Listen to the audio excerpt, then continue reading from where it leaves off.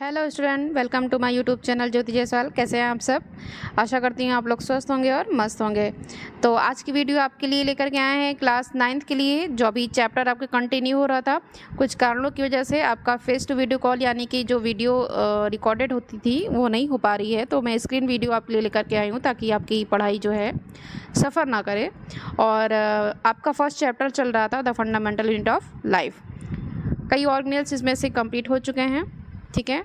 अब आपके last 3 cell organelles बचे हुए हैं और आपके सेल डिवीज़न है, मियोसिस एंड माइटोसिस में डिफरेंसेस है, प्लांट सेल एनिमल सेल्स में डिफरेंसेस है, यानी कि कुछ आपके 3 से 4 टॉपिक बचे हुए हैं चैप्टर को फिनिश करने के लिए, ठीक है। तो हम आइए जानते हैं, ये माइटोकॉन्ड्रिया जो सेल ऑर्गेनल्स है ये आपका बहुत ही इम्पॉर्टेंट है, मोस्ट इम्पॉर्टेंट है।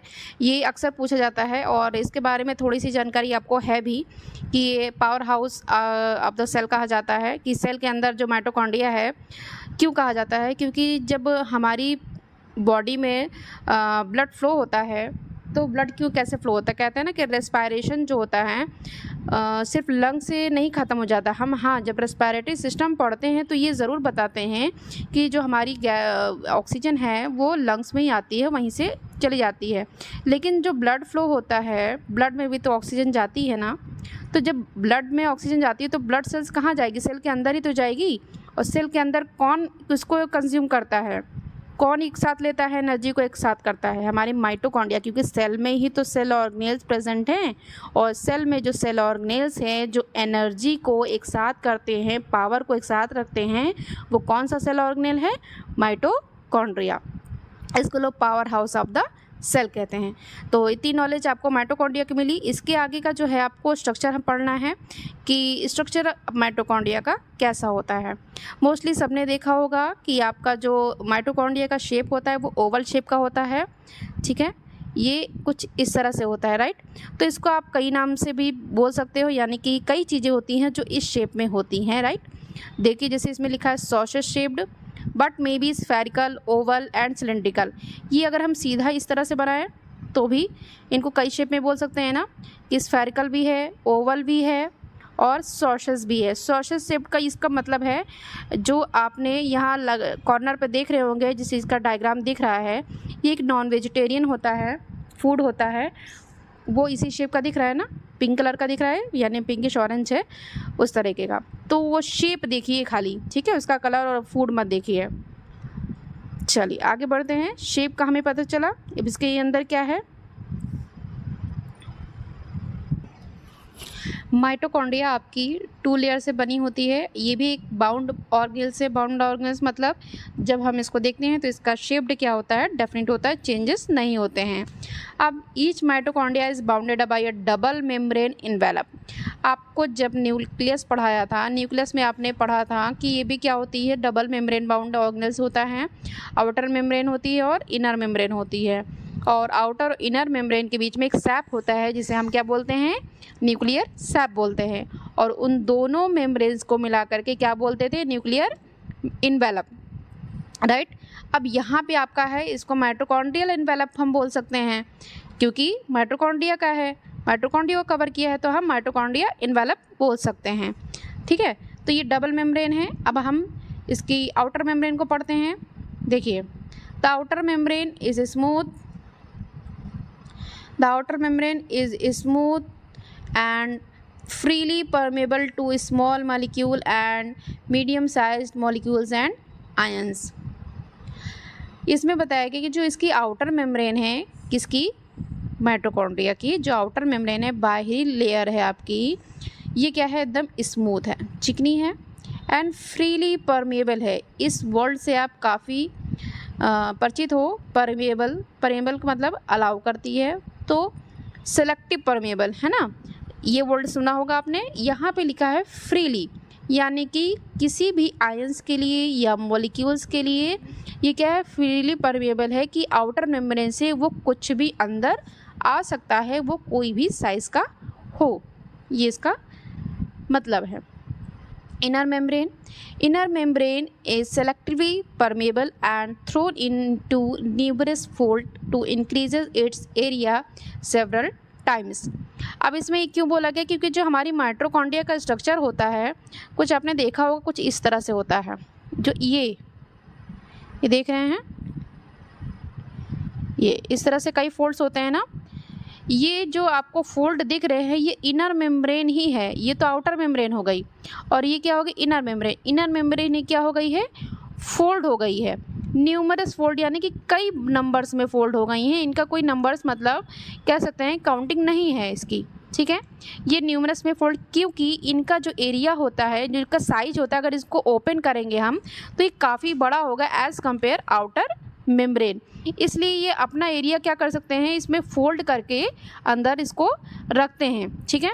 इनका काफ़ी बड़ा एरिया होता है और ये सिलेक्टिव परमेबल होते हैं। जो यहाँ से आउटर मेम्ब्रेन से आती है वो इनर मेम्ब्रेन अलाउ नहीं करती कि हर एक चीज़ या हर एक साइज़ का मॉलिक्यूल्स एंटर कर सके। इसी के अंदर मैट्रिक्स होते हैं, डीएनए होते हैं, राइबोसोम्स होते हैं, एक्सेट्रा चीज़ें होती हैं, ठीक है। सॉरी, राइबोसोम्स नहीं, आरएनए, डीएनए और आपके मैट्रिक्स। ओके, चलिए आगे बढ़ते हैं। The folds are called cristae, और जो अभी फोल्ड बने हुए थे उन्हीं को हम क्या कहते हैं, क्रिस्टी कहते हैं।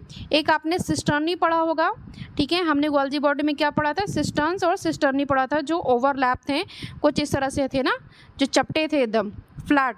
ये एक बार पैरेलल रेंज से इनको सिस्टर्नी बोला था। और इनके जो फोल्ड को क्या बोलेंगे, इनको जो इस तरह से फोल्ड हैं इनको क्या बोलेंगे, क्रिस्टी, ठीक।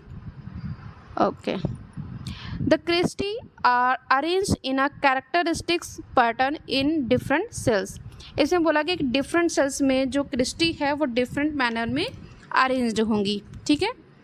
The space between cristae is called inner chamber. जो इनर आपके दो क्रिस्टी के बीच में स्पेस है उसे क्या बोलते हैं, इनर चैम्बर। जैसे ये देखिए, आपको कुछ डायग्राम मैंने यहाँ पे है आपका, ये आपको दिख रहा है इनर मेम्ब्रेन, ये देखिए, ये आपकी हो गई इनर मेम्ब्रेन, ठीक। ये इंटर मेम्ब्रेन को मतलब बोल गया, जैसे हमने न्यूक्लियर मेम्ब्रेन, न्यूक्लियस मेम्ब्रेन के में बोलते थे ना कि क्या होता था, आपका न्यूक्लियर, जो आपका न्यूक्लियस में दो मेम्ब्रेन के बीच में स्पेस होता था उसमें क्या बोलते थे, उसको न्यूक्लियर सैप बोलते थे, ठीक है।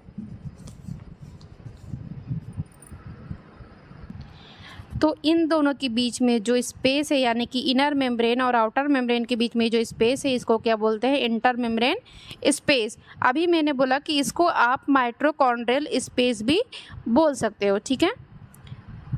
ये हो गई आपकी आउटर मेम्ब्रेन, ये दिख रहा है आपको ना, आउटर मेम्ब्रेन, इनर मेम्ब्रेन और इंटर मेम्ब्रेन स्पेस, ये आपका हो गया। ये जो आपको दिख रहा है यहाँ पे थोड़ा सा जो है आपकी कट गया है, इसको बोलते हैं मैट्रिक्स, ठीक है। यहाँ ये जो आपकी ये है इसको बोलते हैं मैट्रिक्स, ठीक। ये जो रेड कलर का ये बना हुआ दिख रहा है इसको बोलते हैं डीएनए, ठीक है। ये आपके हो गए मॉलिक्यूल्स,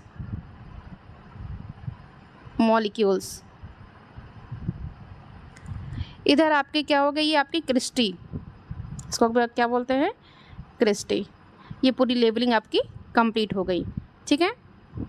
तो डीएनए, मॉलिक्यूल्स, मैट्रिक्स, ये सब आपके किस में प्रेजेंट होते हैं, आपके माइटोकॉन्ड्रियल के इनर मेम्ब्रेन में, क्रिस्टी के अंदर डीएनए, मैट्रिक्स एंड आपके मॉलिक्यूल्स, आरएनए, ये सब प्रेजेंट होते हैं।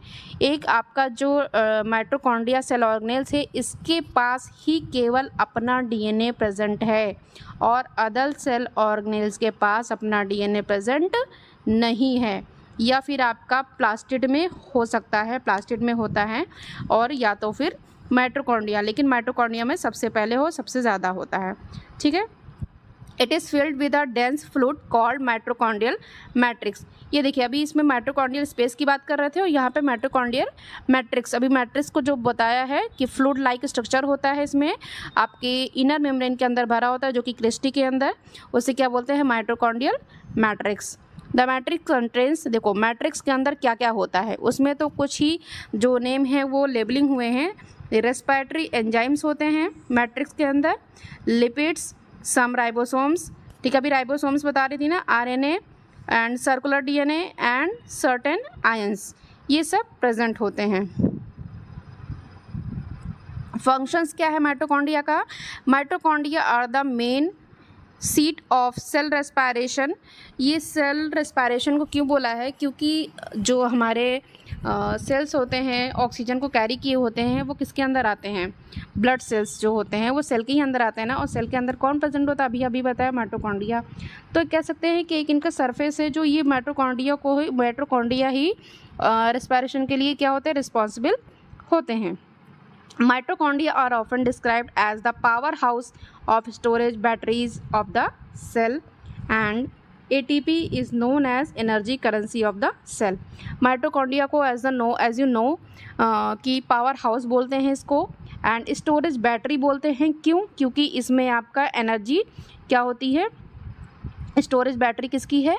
Of the cell. सेल की ये स्टोरेज बैटरी है क्योंकि इसके अंदर एनर्जी स्टोर होती है और एटीपी के फॉर्म में। और एटीपी क्या है? एक एनर्जी की करेंसी है, किसकी? सेल की। तो कह सकते हैं कि जो माइटोकॉन्ड्रिया है पावर हाउस है और वो सेल की स्टोरेज बैटरी है। जो आपकी पावर स्टोर होती है वो एटीपी के फॉर्म में स्टोर रहती है, और एटीपी क्या है? एक आपकी एनर्जी की करेंसी, वो भी किसकी? सेल की। ठीक है, इतना आई होप कि समझ में आ गया होगा आपको।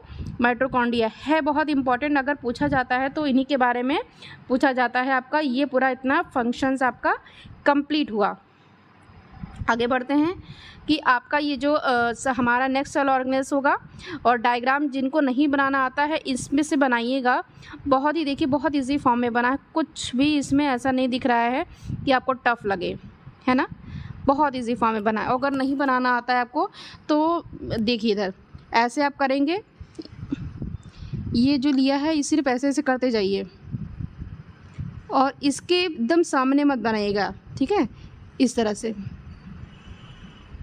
ये बन के तैयार हो गया आपको। बस उसमें जो लेबलिंग होनी चाहिए वो आपकी करेक्ट होनी चाहिए। किसको बोलते हैं? क्रिस्टी। इसके अंदर का ये मॉलिक्यूल्स, ये डीएनए, ये मैट्रिक्स, ये आपके राइबोसोम्स आप डाल सकते हैं। राइबोसोम्स बनाना आता है आपको, राइबोसोम्स बना लीजिए, ठीक है। आरएनए को यहाँ पे आरएनए डीएनए है इसको डबल हेलिकल कर दीजिए और आरएनए को सिंगल, ठीक है। इससे आप रिप्रेजेंट कर सकते हैं। जितना आप रिप्रेजेंट करेंगे चीज़ों को डायग्राम में, उतना आपको अगर लिखने में कुछ भी छूट भी जाता है तो इतना आपको दिक्कत नहीं होगी एग्जाम नंबर को गेन करने में। ये आपका बायोलॉजी और साइंस पढ़ने का तरीका है कि अगर आप डायग्राम से पूरी चीज़ें रिप्रेजेंट कर देते हैं ना तो थ्योरी उतनी आपकी देखी नहीं जाती है, देखी जाती है, बट अगर आपका जो कह सकते हैं ना प्रेजेंटेशन अच्छा है तो थ्योरी उतनी नहीं इम्पोर्टेंस होती है, ठीक है। आई होप कि आपको सेल ऑर्गेनेल्स समझ में आया होगा। जो आपका नेक्स्ट सेल ऑर्गेनेल्स है वो आपका लाइसोसोम्स होगा, एंड नेक्स्ट जो इसके बाद होगा प्लास्टिड। ये दो सेल ऑर्गेनेल्स बचे हुए हैं। देन आपका cell division. Cell division most important of this chapter, ठीक है, क्योंकि इस चैप्टर का जो सबसे इम्पॉर्टेंट टॉपिक है वो सेल डिवीज़न ही है। क्योंकि सेल डिवीज़न आपके जितने भी क्लासेस में आगे जाते जाएंगे ये आता जाएगा। ऐसा नहीं है सेल ऑर्गेनेल्स नहीं आएगा, आएगा, लेकिन आपका जो सेल डिवीज़न है वो कुछ ज़्यादा ही इम्पॉर्टेंट है। और एक राइबोसोम्स, आरएनए, डीएनए, ये सब, ठीक है। तो जो इम्पोर्टेंट है उसको ज़्यादा उस पर ध्यान दीजिए, ये समझते जाइए, क्योंकि ये तो आपका आना ही है, हाई स्कूल में इंटर में आना ही आना है। लेकिन सेल डिवीज़न से आपका अभी जो पढ़ेंगे, यानी कि जो इस चैप्टर में पढ़ेंगे सेल डिवीज़न, बहुत ही स्मॉल में पढ़ेंगे, बहुत ही कम यूनिट में पढ़ेंगे, अमाउंट में पढ़ेंगे, क्योंकि इसमें ज़्यादा एक्सप्लेनेशन नहीं है।